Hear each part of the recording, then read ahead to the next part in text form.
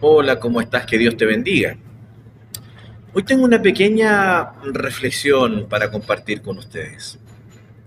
Todos sabemos, ¿cierto?, que la fe es muy importante. Sin fe, dice la palabra del Señor, es imposible agradar a Dios. Y hay dos casos, en la Biblia estoy en mi trabajo, por eso del fondo. Hay dos casos en la palabra del Señor que a mí me llaman mucho, mucho la atención. El primero es de este padre, ¿cierto?, que lleva a un joven con un espíritu inmundo, con un joven que estaba endemoniado, y lo lleva a los discípulos para que pudieran sanarlo, para que pudieran expulsar, ¿cierto?, de él este espíritu inmundo. Y los discípulos no pudieron, y por lo tanto, ¿cierto?, se lo llevan al Maestro, se lo llevan a nuestro Señor Jesucristo, y él los reprende duramente, le dice: ah, generación de incrédulos, ¿hasta cuándo he de estar con vosotros? Y luego, ¿cierto?, le dice al hombre, si crees, para el que cree todo es posible, y él dice: Señor, creo, ayuda a mi incredulidad. Y cierto, el Señor reprende: espíritu mudo y sordo, sal de él y no vuelvas a entrar nunca más. Y el espíritu lo deja porque fue reprendido por la palabra de nuestro Señor. Pero hay otro caso también en la palabra del Señor que nos habla de que los discípulos estaban por las calles, cierto, de la ciudad, y vieron a un hombre que echaba fuera demonios en el nombre de nuestro Señor Jesucristo. Y van y se lo prohíben, y así se lo cuentan al Señor: Señor, vimos a un hombre que en tu nombre echaba fuera demonios y se lo prohibimos. ¿Por qué? Porque no nos sigue, no nos seguía, ¿cierto? No está con nosotros. Y nuestro Señor le dice: no se lo prohibáis, porque el que no es contra nosotros, por nosotros es. ¿Qué me llama la atención de estos dos pasajes? Muchas veces, mis hermanos, aplicándolo a los tiempos de hoy, nosotros pensamos que por estar en la iglesia dos, tres, cuatro, cinco veces a la semana y luego ir a visitar y luego estar constantemente en la obra del Señor, estamos más cerca de Dios y nuestra fe está más fuerte que nunca. Pero resulta que muchas veces por trabajar en la obra del Señor nos terminamos olvidando del Señor de la obra. Y un ejemplo claro es este último ejemplo, mis hermanos. Hubo el primer y el segundo ejemplo. Los discípulos estaban con el Señor, caminaban con el Señor, comían con el Señor, escuchaban las enseñanzas directas del Maestro, pero no pudieron expulsar un espíritu. Y sí lo hizo alguien que no caminaba con ellos, pero sí, yo estoy seguro, y esto debe ser así porque la fe es por el oír y por el oír la palabra de Dios, que él escuchó predicar a Jesús y creyó. Y esa fe activó en él, o no sé si sea la palabra activar, pero desarrolló en él este poder de pronunciar la palabra de Dios con fe para expulsar, por ejemplo, un demonio. Entonces, muchas veces, por estar preocupados de lo que es la iglesia, que la pared, que el techo, que el baño, que la pintura, que la congregación, que no sé qué, nos terminamos olvidando de nuestra vida espiritual. Decimos: uy, no he orado hoy día.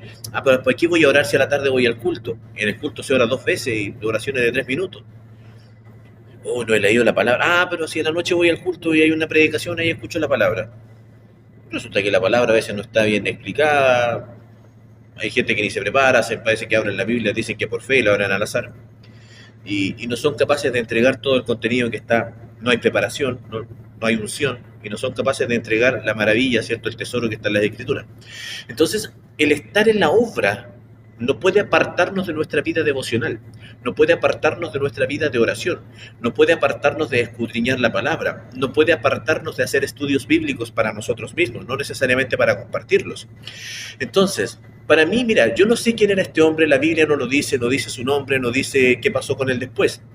Pero a mí se me ocurre que puede haber sido, no sé, Matías, que reemplazó a Judas, ¿cierto?, luego como el 12º discípulo, o tal vez Juan Marcos. Juan Marcos seguía a los discípulos desde lejos, ¿cierto?, escuchando de lejos las enseñanzas del Señor, y luego pasó a ser, ¿cierto?, un discípulo de Pedro, y escribió el primero de los evangelios sinópticos, ¿cierto?, el Evangelio según San Marcos. Y pudo haber sido él, no sé, estoy imaginándolo quién pudo haber sido, quién pudo haber tenido tanta fe para no haber sido uno de los discípulos nombrados, pero sí echar afuera demonios en el nombre del Señor Jesucristo, y que nuestro Señor Jesucristo no le hubiera reprendido, por el contrario, le hubiera dicho a sus discípulos: no se lo prohíbas, porque el que no es contra nosotros es por nosotros. Entonces, hermanos, que el trabajar en la obra, que es muy bonito, no nos aparte de nuestra vida devocional, porque este hombre no estaba en la obra, entre comillas, no estaba, ¿cierto?, no seguía al Señor, no era parte de los discípulos, pero tenía ese poder que los discípulos no tuvieron cuando les tocó, ¿cierto?, expulsar un demonio de un hombre que llegó muy atormentado con su hijo, que era, cierto, constantemente atacado por este espíritu inmundo. Así es que la fe es por el oír, y el oír la palabra de Dios.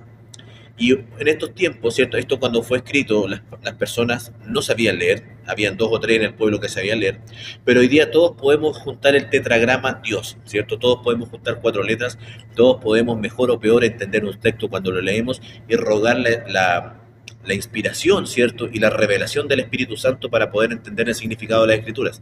Así que podemos decir que la fe es por el oír, pero también por el escudriñar la palabra de Dios. No podemos escucharnos, no podemos quedarnos solamente con lo que escuchamos, porque lo que escuchamos puede no estar de acuerdo a lo que dicen las Escrituras, puede no estar en las Escrituras o puede ser una interpretación errada.